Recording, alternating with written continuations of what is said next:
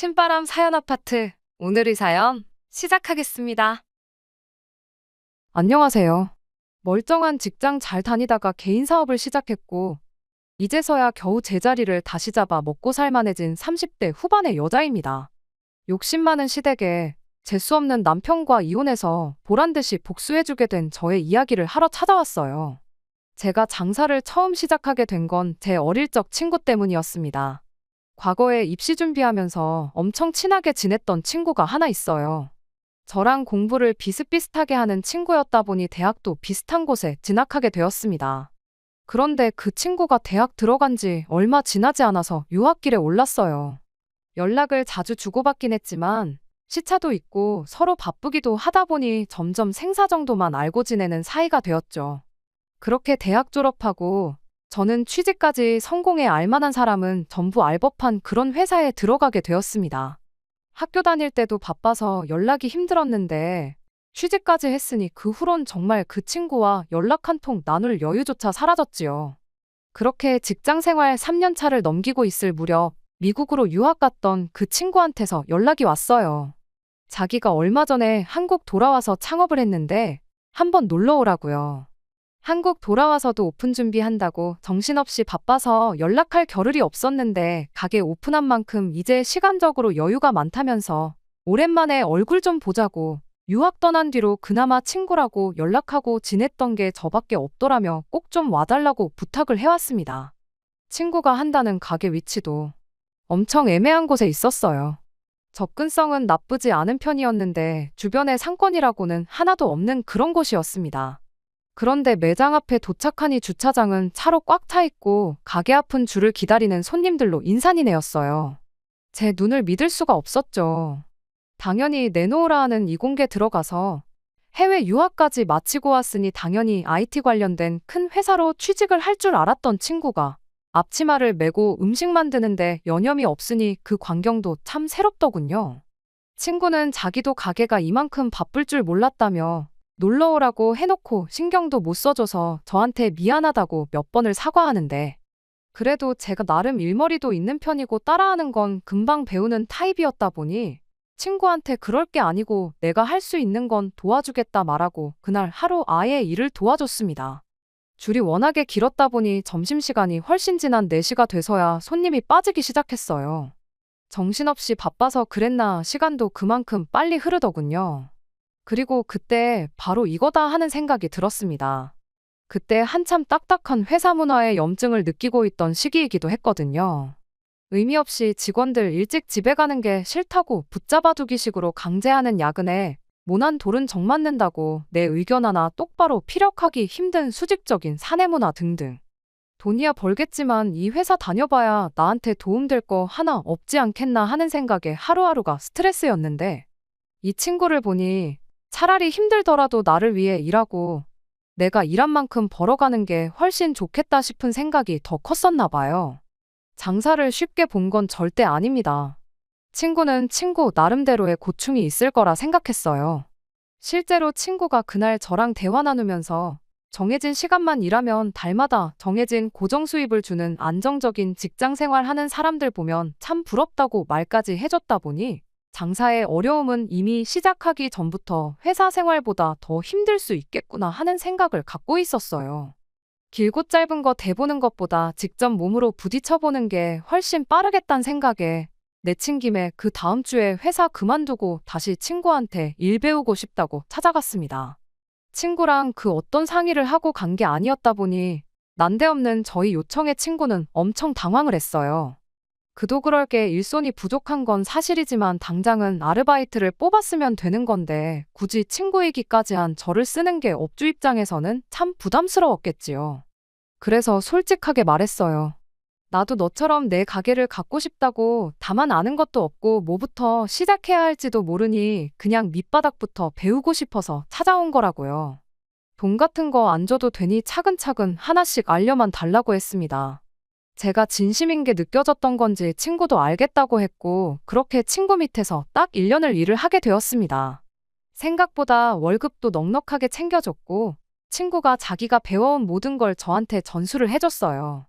그뿐만이 아니라 메뉴 레시피까지 전부 저한테 알려줬고 마지막에 가선 저한테 엄청난 제안까지 해줬습니다.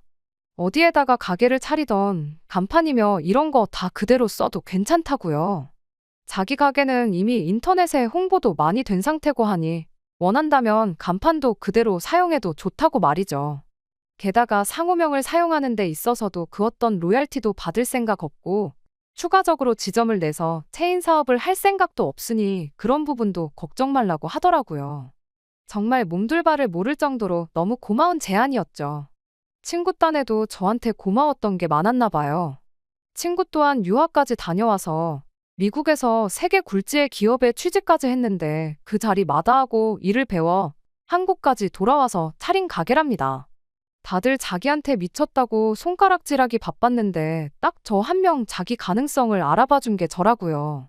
게다가 멀쩡히 다니던 회사 그만두고 자기를 찾아와 주기까지 한 게 어떤 면으로는 참 고마웠다면서요. 아무튼 그렇게 일을 배워나온 저는 회사 근처에서 혼자 지내고 있던 집 전세 계약이 끝남과 동시에 보증금 돌려받아 그 길로 고향으로 돌아왔습니다. 집에 회사를 그만뒀다는 사실을 알린 적 없다 보니 회사 그만두고 장사할 생각이라며 찾아온 저를 두고 저희 부모님께서도 제정신이냐고 뭐라 한마디 하셨죠. 하지만 저는 어느 정도 이 장사에 대한 확신이 있었다 보니 역으로 부모님을 설득할 수 있었습니다. 저희 부모님께서도 적성에 안 맞는 걸 직장이라고 붙들고 있는 것보다 자기한테 맞는 일 찾아서 하는 게 오히려 나을 수도 있다며 이내 제 결정을 응원해주기 시작하셨어요. 그렇게 역으로 부모님께 제가 가게를 여는데 모자란 만큼을 지원받을 수 있었습니다. 아무래도 이쪽 동네가 서울 경기권만큼 인구가 많은 지역은 아니다 보니 친구처럼 접근성 좋은 곳에 사람들이 알아서 찾아오도록 가게를 차리는 것보다 유동인구가 많은 곳에 가게를 차리는 게 맞겠다 싶었어요. 운 좋게 주거단지가 밀집한 동네에 지하철역도 가까운 곳에 자리를 하나 얻게 되어 거기에 가게를 오픈하게 되었습니다. 친구 말처럼 가게 이름 자체가 인터넷에서 워낙에 유명했다 보니 가게가 자리를 잡는 데까지는 그렇게 오랜 시간이 걸리지 않았습니다. 실제로 친구가 다른 지점을 열지 않겠다는 약속도 지켜주었어요. 인터넷에서 화제인 가게이니만큼 여러 군데서 5만 가지 제안이 다 왔었나 봅니다. 투자해 줄 테니 체인 사업을 해보자는 사람들부터 시작해서 백화점 식품관에서도 협업 제안이 왔었다고 해요. 돈을 훨씬 많이 벌 수 있는 제안들이었는데 친구는 혹시나 그게 제 가게 매출에 영향을 줄 수도 있겠다 싶어서 딱 잘라 그 제안을 거절했답니다. 그런 친구의 배려에도 불구하고 제 가게가 친구 가게와 비교해보면 돈을 쓸어 담는다고 할 만큼 장사가 잘 되지는 않았어요.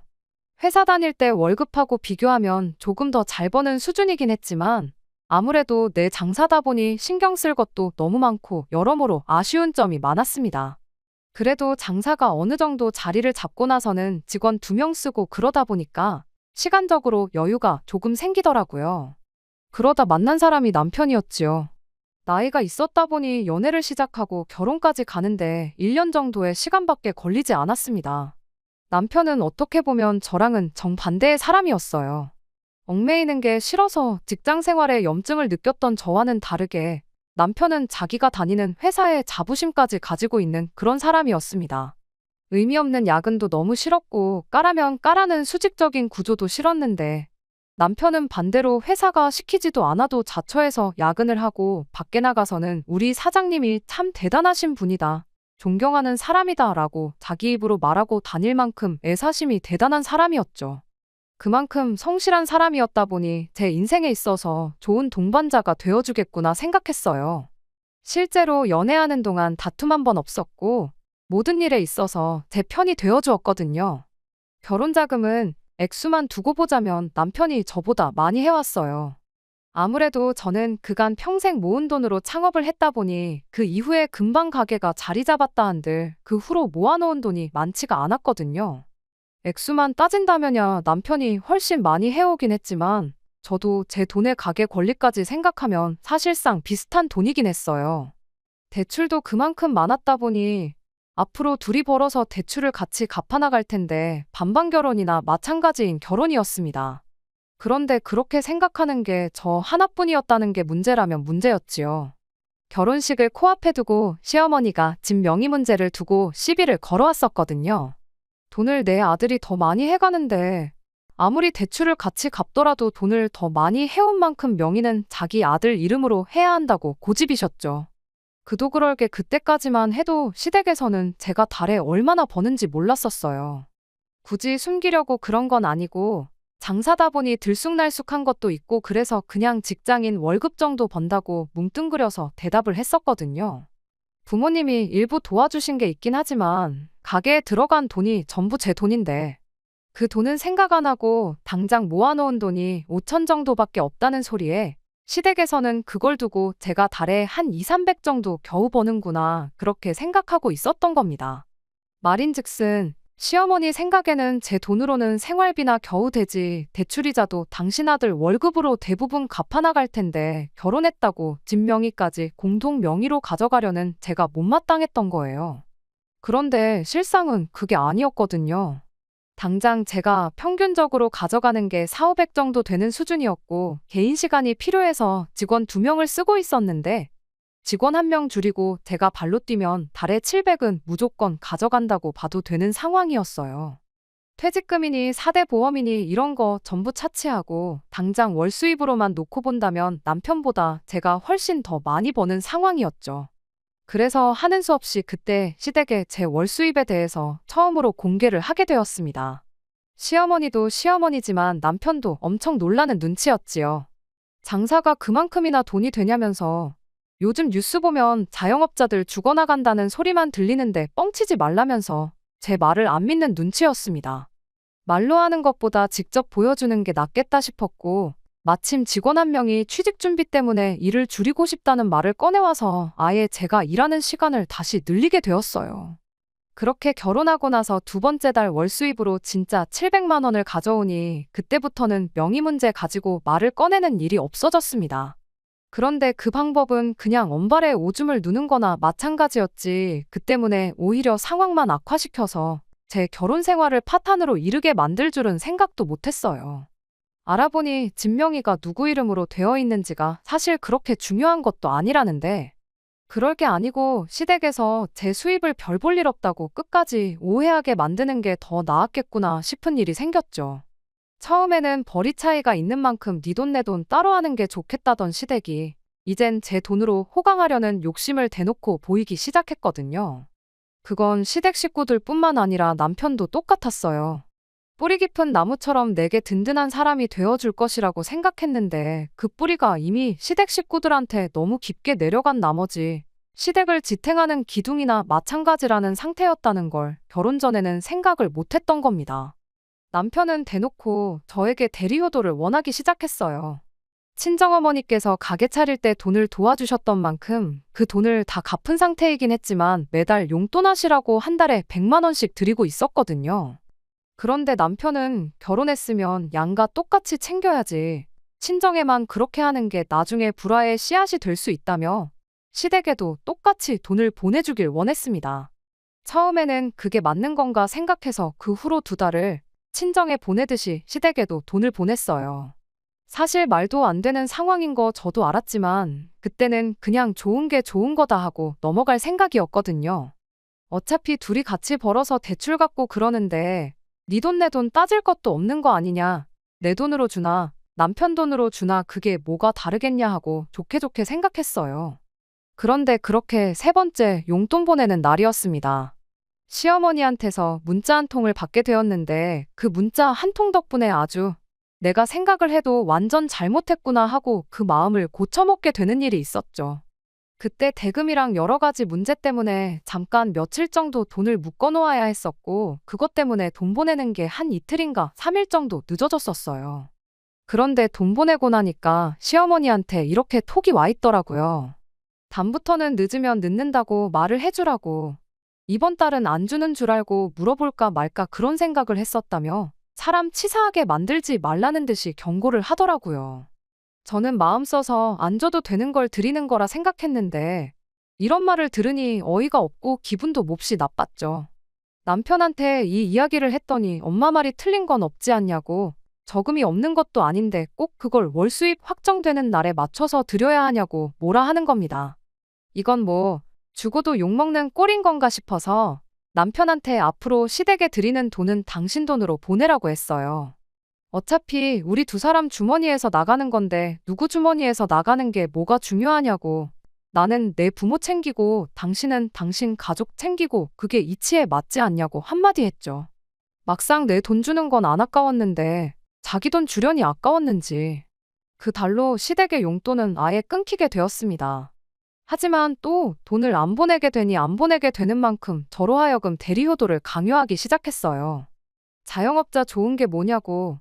너가 사장인 만큼 시간 쓰는 게 자유로운 게 장점 아니겠냐며. 다른 집 며느리들은 일부러 시어머니 모시고 백화점도 다녀오고 한다는데 너도 다른 집 며느리들처럼 시부모 모시고 시간 내서 여기저기 좀 다녀오라 하는 겁니다. 그 말에는 대응조차 할 필요 없었죠. 다른 집 며느리들은 남편이 벌어다주는 돈으로 전업주부 생활 하고 있어서 그런 거 아니겠냐고요. 그렇다고 내가 더 잘 버는데 가게까지 닫아가며 시어머니 모시고 여기저기 다닐 생각은 없으니 벌이가 더 적은 당신이 회사 그만두고 우리 친정부모님한테 효도하면서 대릴사위 노릇 하는 게 어떻겠냐고 한마디 했더니 대리효도 이야기 또한 쏙 들어가게 되었어요. 결혼 전과는 180도 달라진 모습에 제 속도 속이 아니었습니다. 그런데 시간이 약이라는 말처럼 결혼 생활 어느 정도 지나고 나니 상황이 많이 나아지기 시작했어요. 시어머니가 저를 어려워하기 시작했던 겁니다. 남편 아래로 저보다도 2살 어린 신우가 있어요.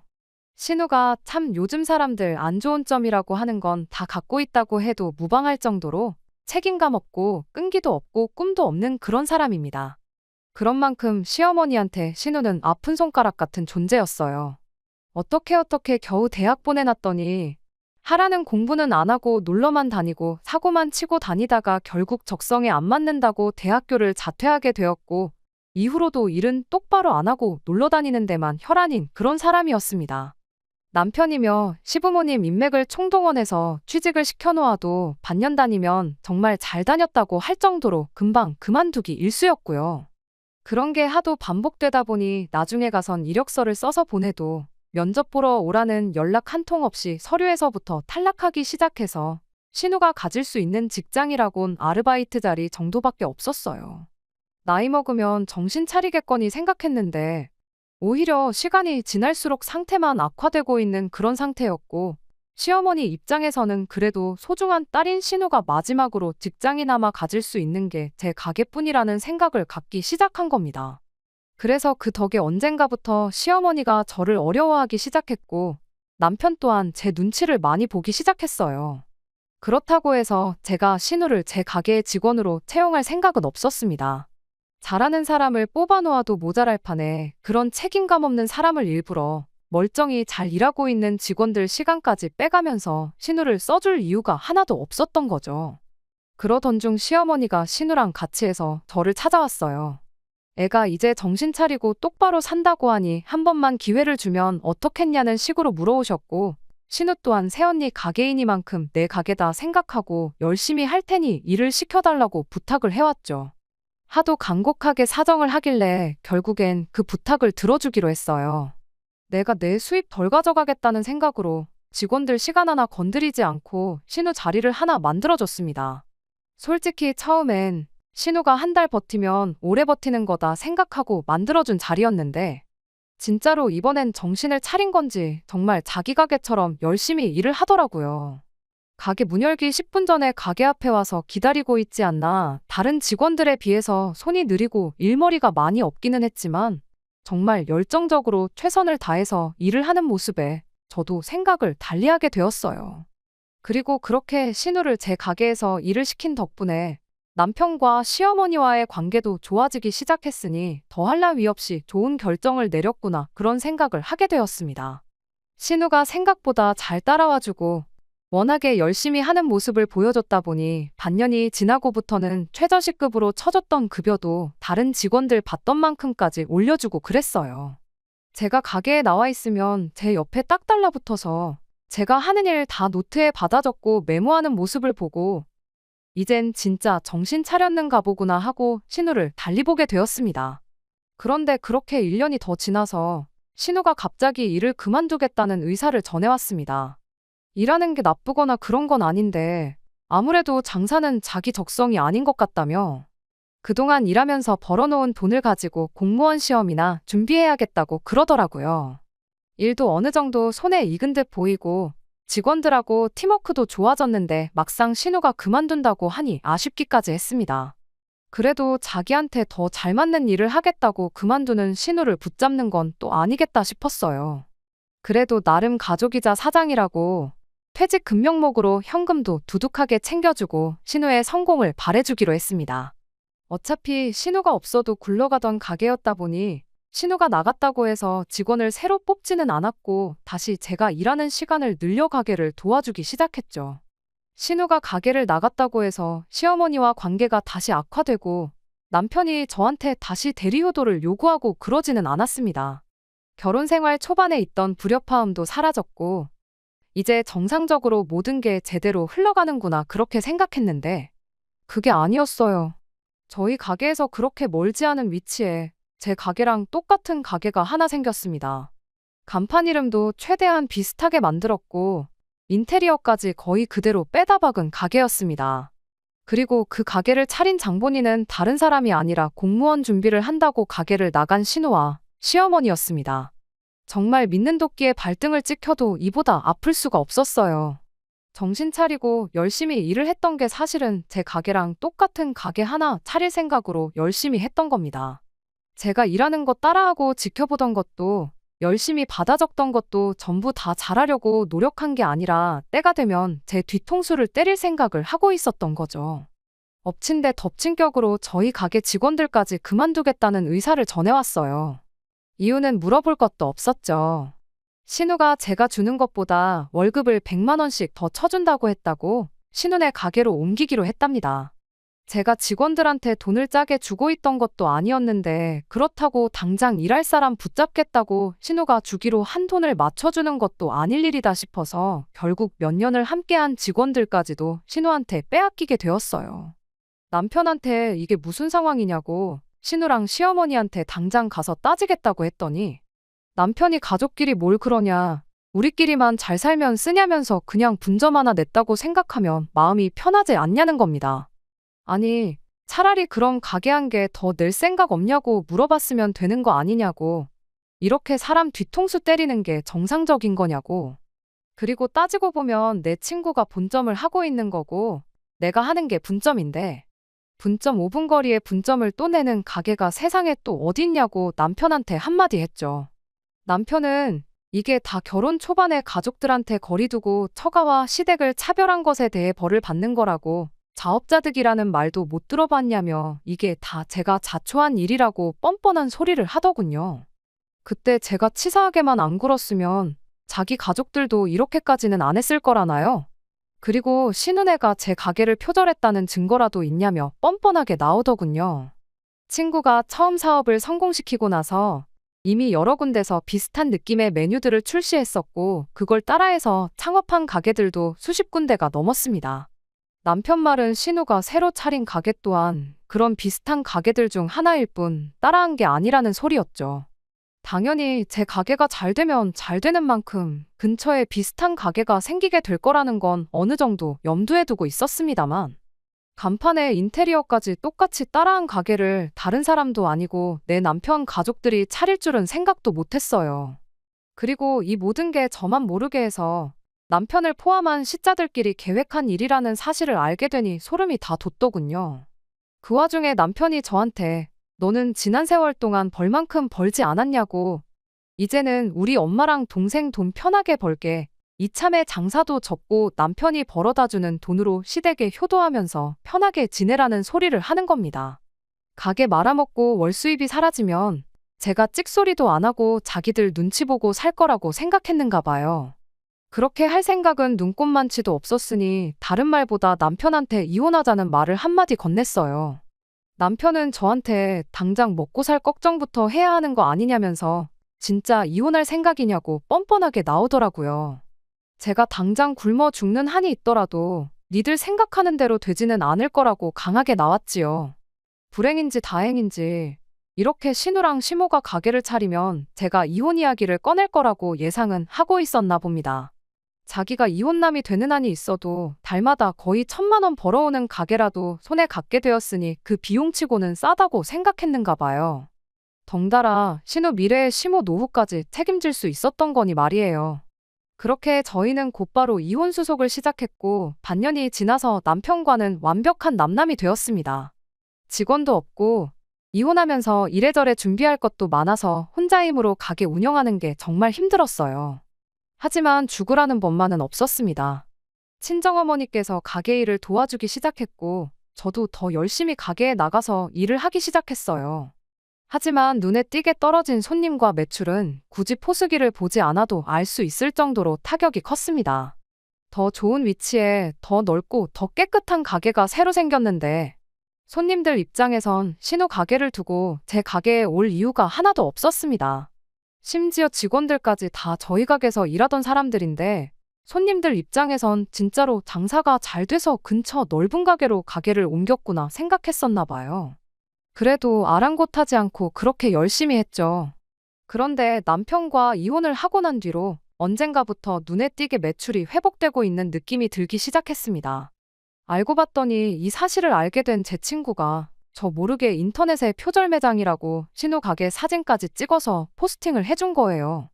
그리고 동네에서도 가게 자주 오던 단골 손님들 몇 분이 이런 저와 신우의 얽힌 비하인드 스토리를 알아내게 되었고 그게 또 동네에 소문을 타서 신우 가게로 빼앗겼던 손님들이 다시 저희 가게로 돌아오기 시작한 거였죠.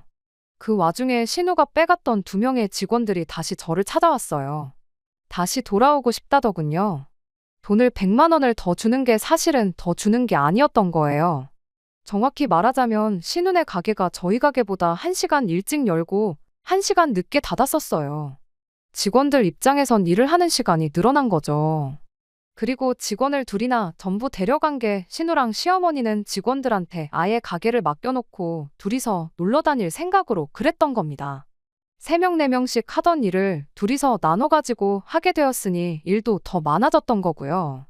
쉬는 날도 제대로 보장해주지도 않고 그야말로 100만 원 더 주고 사람을 아주 지들 맘대로 부려먹고 있었던 겁니다. 나중 가선 집에 가구 배치 옮기는데 도와달라고 불러내고 그런 식으로 개인적인 일까지 시키기 시작하니 직원들 입장에선 100만 원을 더 받는 게 아니었던 거예요. 고작 몇만 원 더 버는 거나 마찬가지인데 당장 100만 원 더 준다는 말에 혹해서 저를 배신한 게 정말 미안하다며 돌아오고 싶으니 다시 받아줄 수 있겠느냐고 사정사정을 하더라고요. 저와 같이 함께해온 기간이 얼마건 간에 솔직히 저한테 귀뜸 한마디 해주지 않고 저를 배신한 그 2 직원은 저에게 있어서 신우와 공범이나 마찬가지긴 했습니다.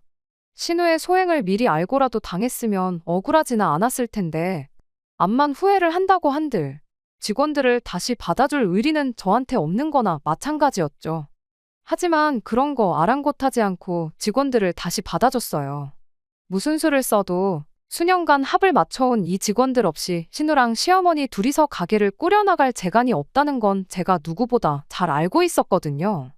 신우도 했는데 저라고 못할 게 뭐가 있나 싶어서 당장 그렇게 하기로 했습니다. 그렇게 주문한 음식도 제때 못 내주는 신우네 가게는 점점 손님이 떨어지기 시작했어요. 거기에 엎친 데 덮친 격으로 동네방네 신우의 만행에 대한 소문이 일파만파 커지기 시작했습니다. 줄어든 매출은 금세 회복되기 시작했고 듣자 하니 신우네 가게는 파리만 날려서 매일같이 주방에서는 신우와 시모가 말다툼만 하고 있다는 이야기까지 들려왔어요. 그러던 중 얼마 전 친구한테서 서로 2 가게 정리하고 서울 한복판에다가 엄청 크게 가게를 하나 같이 열면 어떻겠냐는 제안을 받았습니다. 유동인구가 몇 배나 많은 만큼 아마 모르긴 몰라도 지금 버는 돈의 몇 배는 벌게 될 거라면서 말이죠. 저는 그 제안을 흔쾌히 받아들였어요. 어차피 이혼한 남편과 그 신우랑 시모 때문에 정이 떨어질 만큼 떨어져서 같은 동네에서 계속 살고 싶은 마음이라곤 쥐뿔도 없었거든요. 대신 제 가게는 조금 나중에 정리기로 했어요. 조금만 더 하면 신우가 차린 그 가게 망하는 꼴을 볼 것 같은데 괜히 내 가게 정리해서 신우네 되살아나는 꼴은 보고 싶지 않았거든요.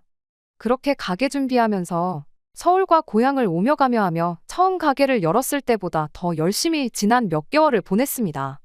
그리고 서울의 가게가 오픈함과 동시에 신혼의 가게가 결국 버티지 못하고 문을 닫게 되었습니다.